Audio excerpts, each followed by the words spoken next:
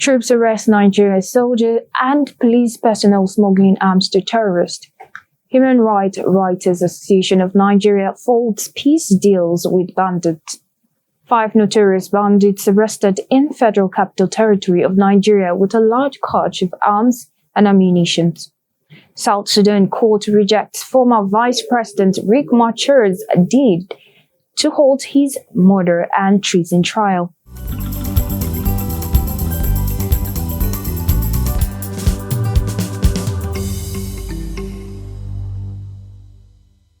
Thank you for staying here with us on Third Eye Africa TV. We're broadcasting from the Central Business District of Abuja.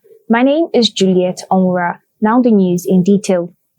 Troops of Operation Hadinkai have apprehended a 7th soldier and a police officer for alleged involvement in smuggling arms and logistics to Boko Haram ISWAP terrorists in the northeast.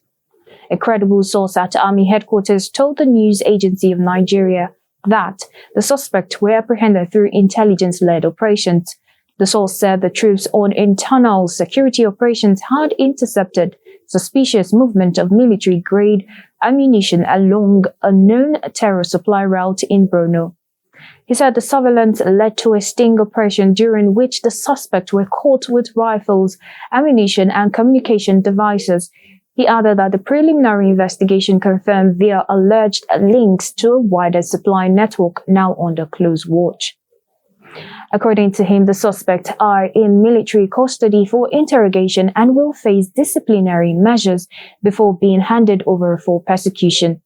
The source said that the arrest marked a decisive step in dismantling insider collusion and disrupting terror logistic chains.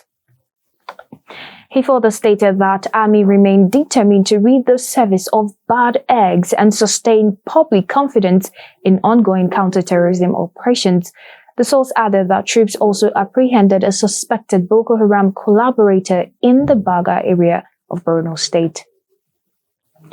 The Federal Capital Territory Police Command says it has arrested 5 notorious bandits and recovered a large cache of ammunition and arms in an operation. The FCT Police Public Relations Officer Joseph Ade stated this in a statement on Monday. The development follows a previous operation by the FCT Police in Guzape, Karu, and Zinda Forest, where the police had killed a notorious bandit leader, Abdullahi Umar, also known as Duna, while neutralizing 3 others. The command also announced the arrest of 11 drug dealers, a one-chance syndicate that disposed a victim of 2.7 million naira and the recovery of 68 bags of cannabis, other vehicles, and stolen items. The Commissioner of Police, Ajo Adelwale, praised the gallantry of the officer who carried out the operations and pledged sustained actions against crime in the FCT. The Nigerian Air Force has pounded bandits' location across Kakihun, Okeode, Babanla, and surrounding areas in Kwara State after the Sunday morning attack on the Okeode community in Ifelondu Council of the state. The armed men had stormed the Obayo area of Okeode, shooting sporadically and targeting members of the local vigilante and eventually killing 12 persons, including the traditional head of Obayo in the process. NAF's Director of Public Relations and Information, Air Commodore Ehime Ojodam, in a statement on Monday said the reconnaissance and close air support operations were executed to deter threat, while hostile elements sighted east of Babanla were decisively engaged. He said concurrent surveillance flight also covered key settlement and military positions, gathering critical intelligence to support ground forces. Ejodam said that the missions, which reaffirmed the force's commitment to protecting troops and civilians, maintained air superiority and sustained pressure on hostile actors, while all operations were completed successfully. The development came as bandits launched a violent raid on Marie village in Patagi Council area of the North Central State on Sunday night, leaving 1 person dead and another injured. The attack, which took place amid heavy downpours, saw the assailants making away with several motorcycles. However, with prompt intervention of the Nigerian army, all stolen motorcycles were successfully recovered from the fleeing criminals. The Human Rights Writers Association of Nigeria, HRWA, has criticized the federal government for permitting some states in the northwest region to negotiate peace agreement with terrorist criminal gangs and armed kidnappers. It stressed that the negotiation undermines and erodes the key element of Nigeria's statehood.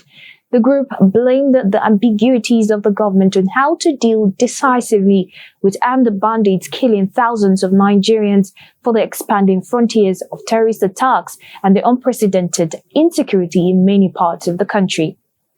It said that since the federal government is creating the impression that it is open to dialogue with terrorists, more criminals would escalate their activities, hoping that they would merit an invitation for dialogue by the current administration.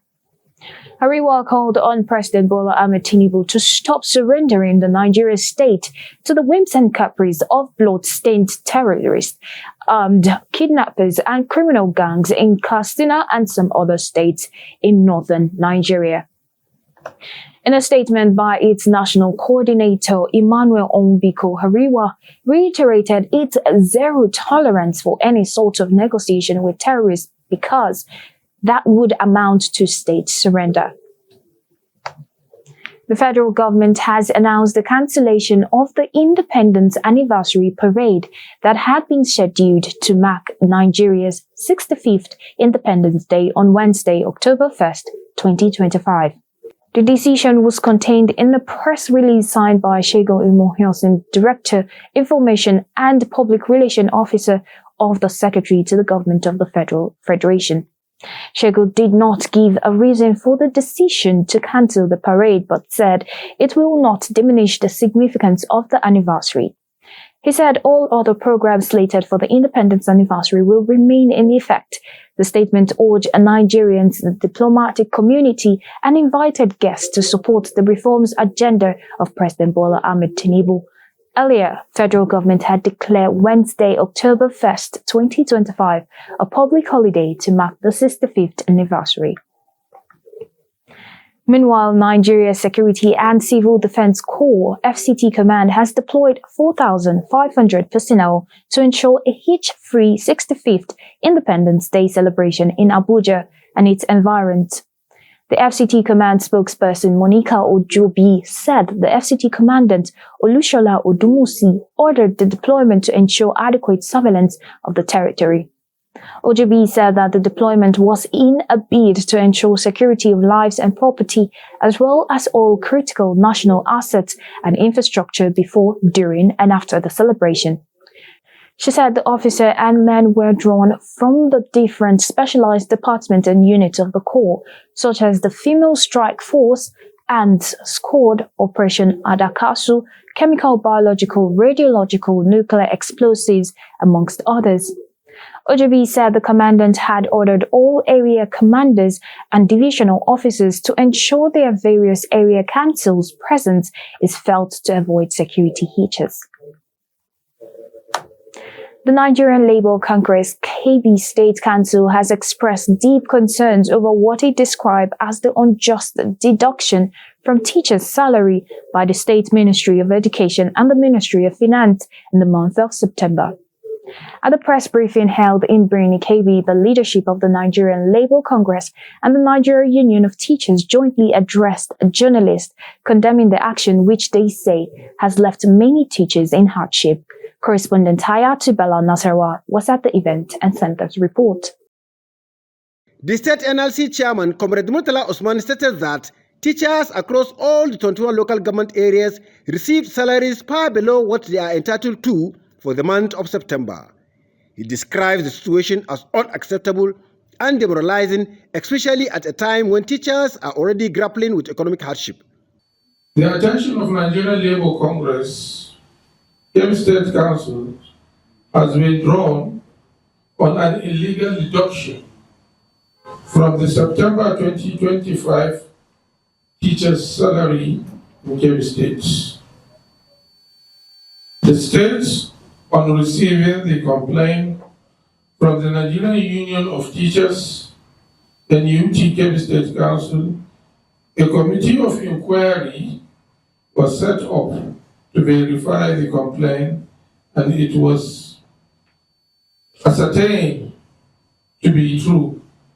Comrade Murtala Osman accused the Ministry of Education and that of Finance for deducting the teachers' salaries on the basis of professional registration fees, which according to him was not approved by the governor.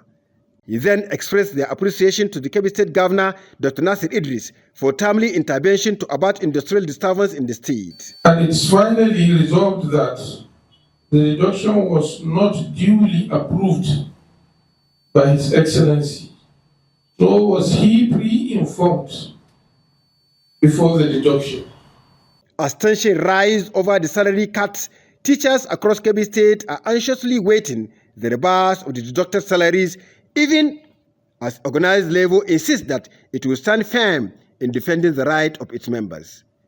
I am Hayatu Bala Nasarawa, reporting for Side Eye Africa from Birnin Kebbi. A human rights activist and 2023 presidential candidate of the African Action Congress, AAC, Omoyele Sowore, appears to have his hand full with cases brought against him in the court.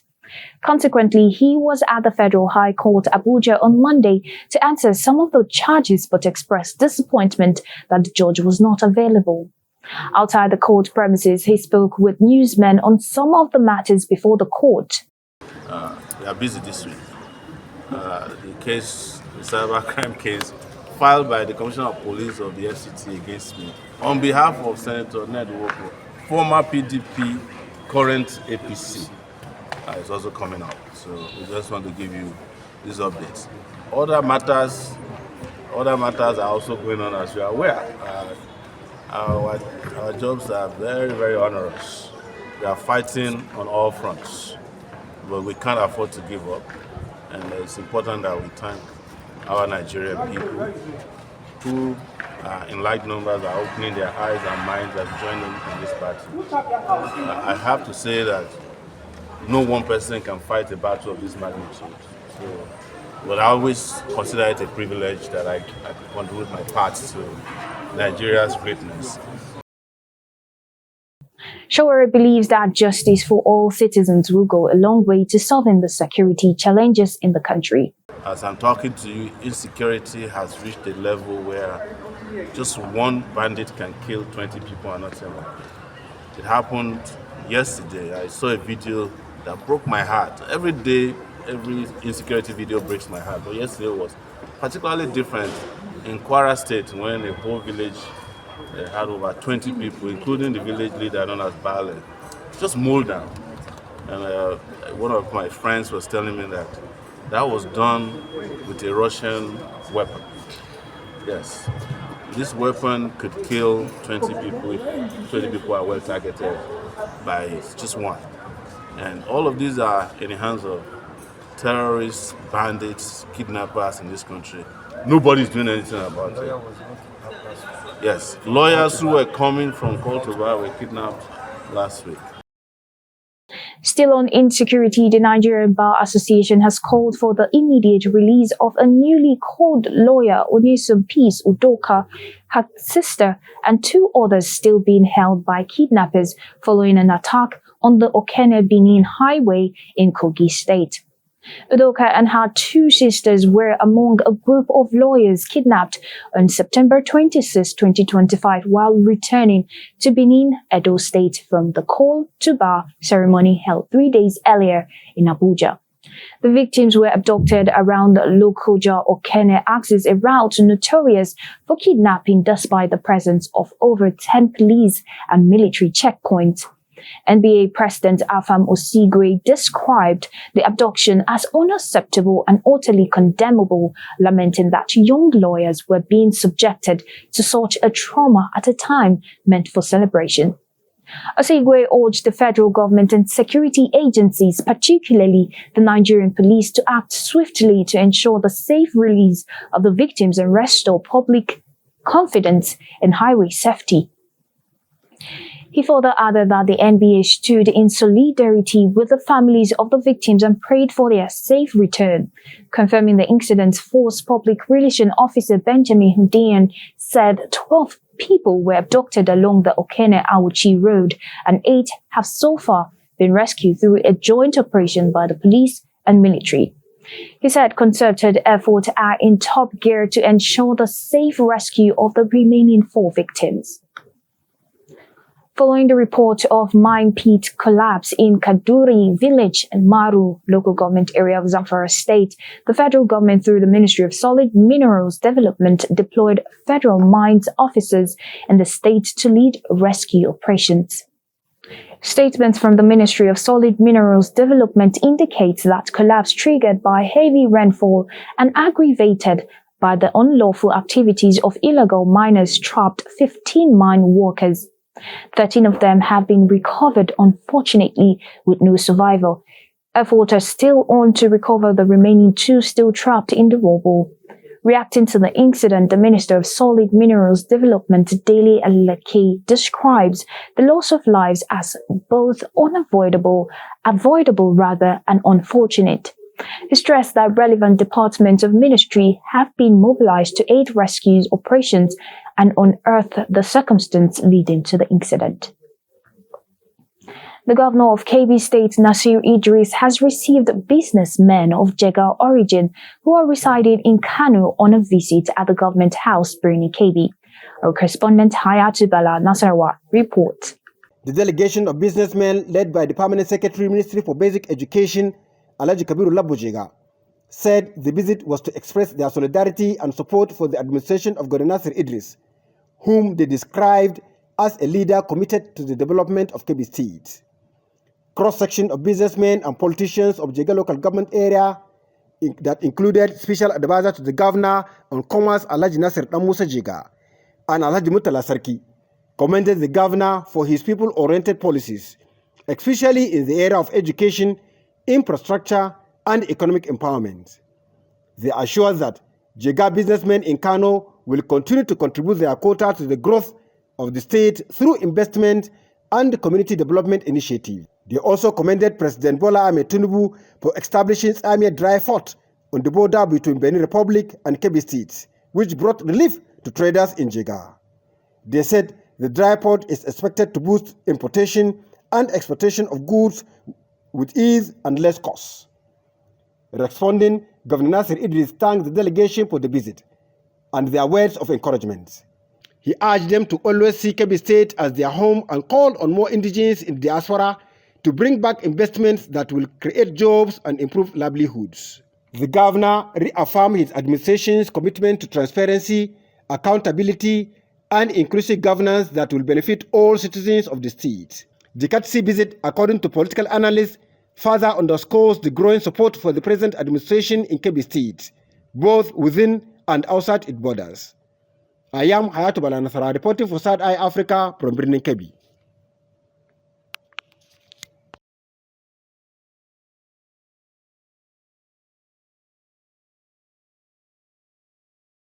The Federal High Court in Abuja has barred Professor of Political Economy Pat Utom and his associates from going ahead with their plan to set up a shadow government in Nigeria. Delivering judgment in a suit instituted by the Department of State Services, Justice James Omotosun held that the creation of a shadow government or cabinet is unconstitutional and alien to the country's presidential system of government. The court ordered effectively restrained Utom and his group from pursuing the initiative and upheld the argument of the DSS that Utom's action portends danger to the peace and security of Nigeria. The judge said he had perused the country's constitution and there was no part that supports the formation of a shadow or parallel government. We'll take a short break. We have more news on business and global. Stay with us.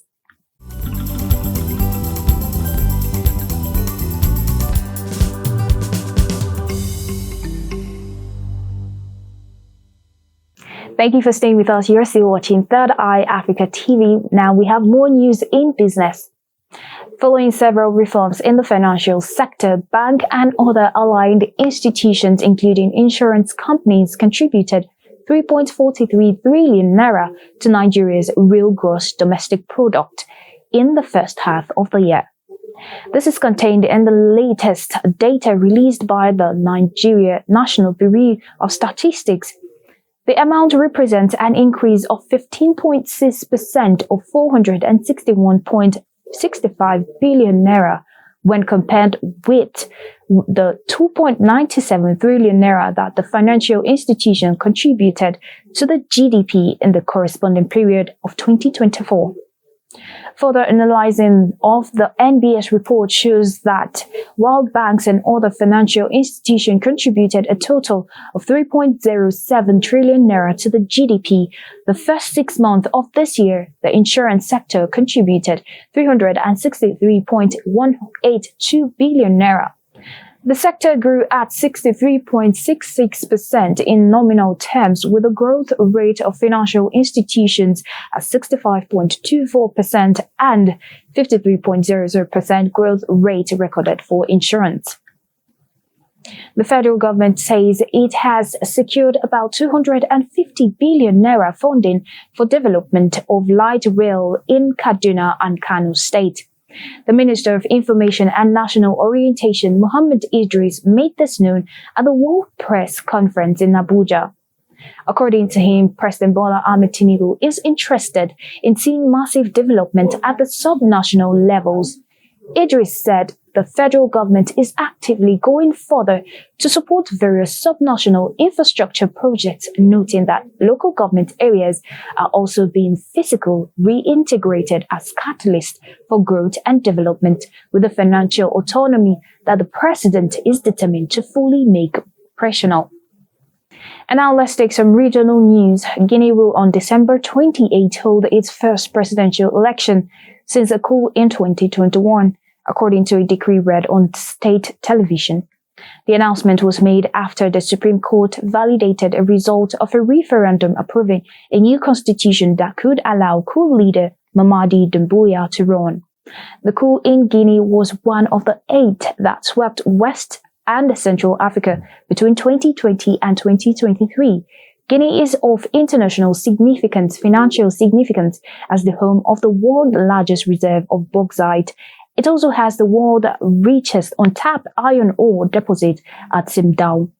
Some countries that experience coups such as Chad and Gabon have since held elections formally marking transitions to civilian rule, while others, including Mali and Niger, have approved a lengthy transitions period without the need for a vote.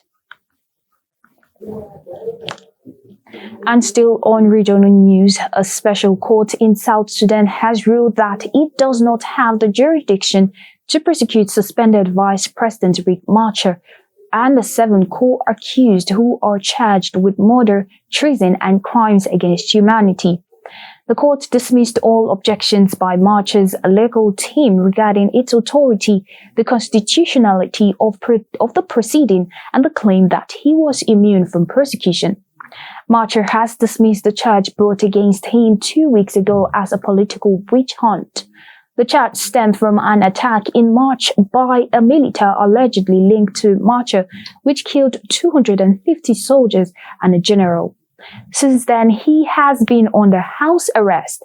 Machar's defense team had argued that the alleged crimes should not be tried by a national court, but by a hybrid court under the African Union in accordance with the 2018 peace agreement that ended the 5-year civil war between his forces and those loyal to President Salva Kiir. Presiding Judge James Alala, however, said that the special court did have the authority to try national offenses, as a hybrid court had not yet been established. And now in global news, European and Middle Eastern leaders have welcomed a U.S. peace plan for Gaza as President Donald Trump warned Hamas to accept it. The plan agreed by Trump and Israeli Prime Minister Benjamin Netanyahu proposes an immediate end to fighting, the release within 72 hours of 20 living Israeli hostages held by Hamas, as well as the remains of more than 24 hostages who are believed to be dead, in exchange for hundreds of detained Gazans. The plan also says Hamas will have no role in governing Gaza and leaves the door open for an eventual Palestinian state. Speaking on Monday's news conference at the White House, Trump called the plan a historic day for peace. But he said Netanyahu would have U.S. backing to finish the job of destroying the threat of Hamas if the group did not agree to the plan. In a joint statement, the foreign minister of United Arab Emirates, Saudi Arabia, Qatar, Egypt, Jordan, Turkey, Indonesia, and Pakistan said they welcome Trump's leadership and his sincere effort to end the war in Gaza. They said they were ready to engage with the U.S. to finalize and implement the agreement, which they said should lead to a two-state solution under which Gaza is fully integrated with the West Bank in a Palestinian state. European Council President Antonio Costa said he was encouraged by Prime Minister Netanyahu's positive response to the proposal. And still in global news, U.S. President Donald Trump will push a new peace deal to end the Israel-Gaza war during White House talks with Israeli Prime Minister Benjamin Netanyahu on Monday. Trump has talked up prospect of reaching an agreement, telling journalists on Friday, "I think we have a deal," but Netanyahu said on Sunday, not being finalized yet.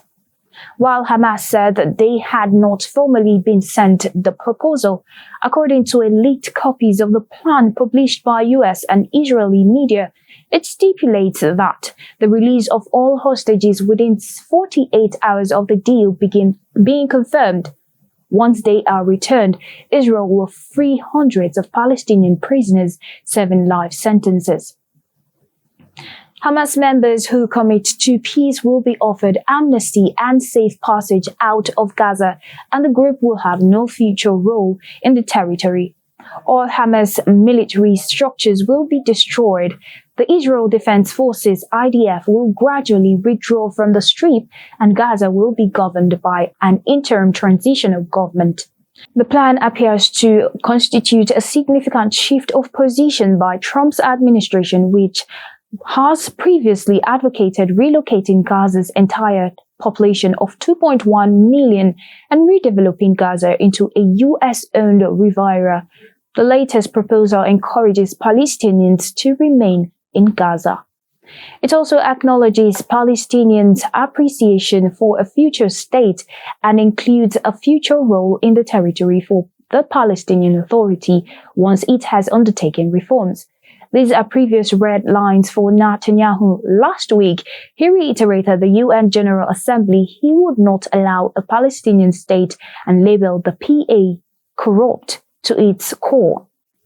Even if the Israeli Prime Minister is persuaded by Trump, he may struggle to convince the more hardline element of his governing coalition to accept it. Ultra-nationalists within that coalition hope to retain control of Gaza and rebuild Jewish settlements there.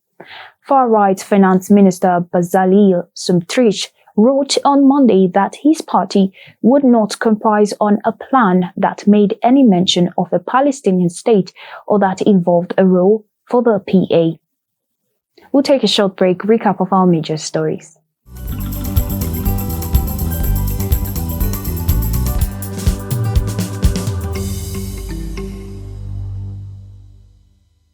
Troops arrest Nigerian soldiers and police personnel smuggling arms to terrorists.